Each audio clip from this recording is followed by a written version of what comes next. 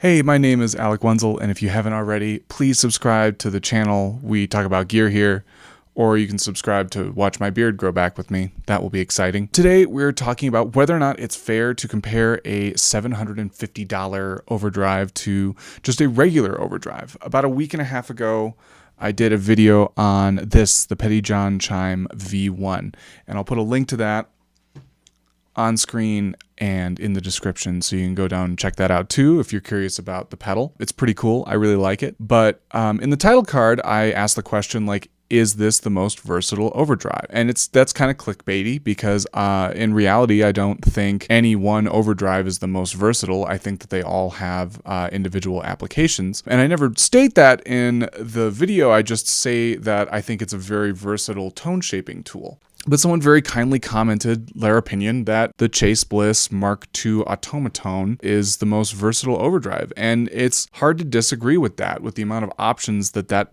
giant pedal will give you. But I guess what we need to ask is, do we want to compare something like that to something like this with 4 knobs, right? Especially when I think you can get a lot of tone out of just a normal overdrive or a couple of normal overdrives and come in way under the price point of that Mark II Automatone from Chase Bliss. The way we're going to ask this question of is it fair to compare these two overdrives is through the lens of a different question, which is, who is this for? Now, I've heard this from Rhett Shull's channel, and I've heard this on the Mythos channel from Zach Broyles, and I'll try to link some examples either in the description down below or on a card here in the video. But the reason that I love this question so much is because it forces you to define a need for something that is very expensive. I used to think that I always needed the newest, biggest piece of gear so that I could have the best tone, stay the most relevant, have the most tonal options. But in reality, you might be just spending money to get a very expensive piece of gear so that you can do the same things that you're already kind of doing. So let's get into it. Who is the Chase Bliss Preamp Mark II Automatone for? That is such a mouthful. It took so many attempts, it is actually 2 full days later.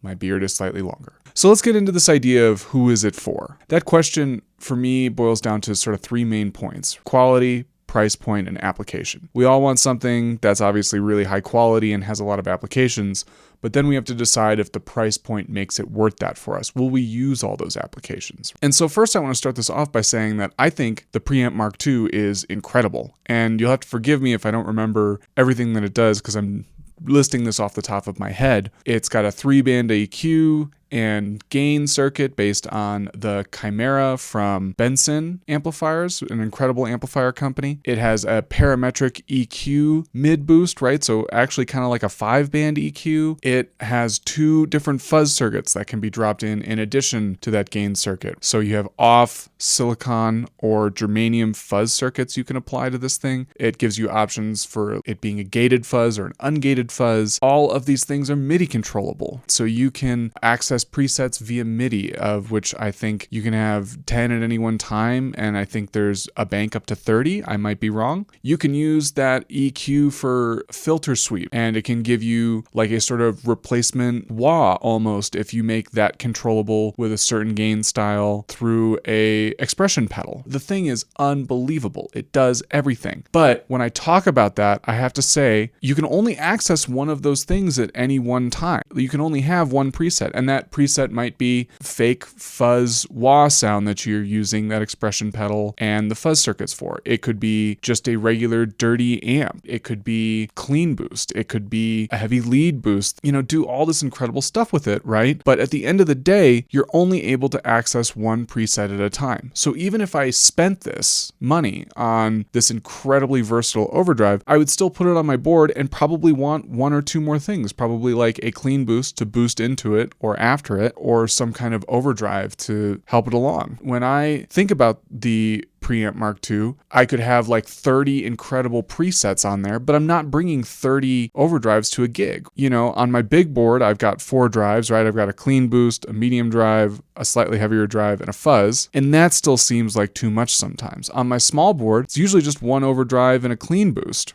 So when we talk about a brand new pedal being $750 and it's still going to need some help on some level, it's really hard to make that justification. So I would always want to pick something like this that I can pick up for $150 to $200 and maybe 2 or 3 others, 3 overdrive sounds you want is probably more than plenty for any given gig. There's one sort of addendum to this idea, and it's the use of MIDI. You can really get a lot out of the Preamp Mark II using MIDI, right? So I could set 3 or 4 presets on there, use an expression pedal to increase or decrease gain on some of those. So let's say I wanted kind of a tube screamery, mid-pushed overdrive. I could boost it up into lead territory by increasing gain and volume with an expression pedal. And then I could select a different preset from a MIDI pedal, MIDI controller. But even then, right, you're spending $750 on an overdrive. Even at a used price of, let's say, $550 on the lowest that I could find, you're then spending another $300 to get you up to kind of $850, and then another $100 to get you up to $950. Is that worth it for what you might already be doing really well with your 3 favorite overdrives? Classic combination, let's say you had like Keeley Katana Clean Boost and a Blues Driver and TS-808 reissue or some kind of TS-9 reissue. You might only be spending like $350 to get some incredibly beautiful classic tones and cover all the ground you need. So, who is the Preamp Mark II for? It's for somebody who's going to use it with MIDI very effectively, and it's for someone who might have a heavy studio need for it. Now, again, like I said, I really want one. They're pretty incredible pieces of machinery, but I would rather have my collection of overdrives like a toolbox than this one thing that might still need additional help. So, in conclusion, we started out this video by asking whether or not it was fair to compare a $750 overdrive to a $150 used overdrive that you can pick up on Reverb. And ultimately, I think the answer is yes. They're performing the same task. They're both adding gain to your guitar signal. They're both overdrive pedals. You should be able to compare them 1-to-1. However, when you ask that question again through the lens of who is this for, then you may come to a different conclusion. It may seem like a $750 studio tool or something that needs an additional investment of $300 to $400 of MIDI equipment to make the most of it. It might not seem as practical as buying that $150 overdrive that's already going to give you great tones right out the gate. I think that most people would do well purchasing just sort of regular overdrives and making that work, and that's me included. On my pedal board, I love having immediate access to all of my sounds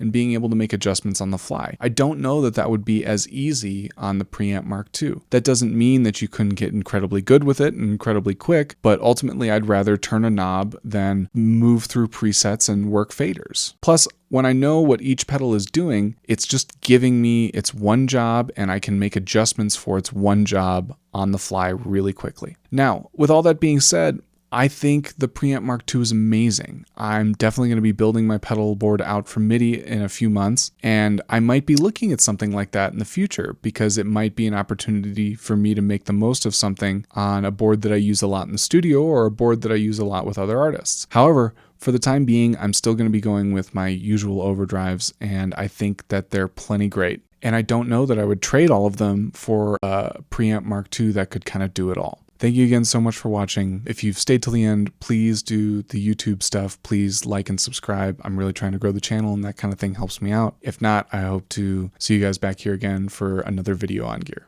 Thanks so much. Bye.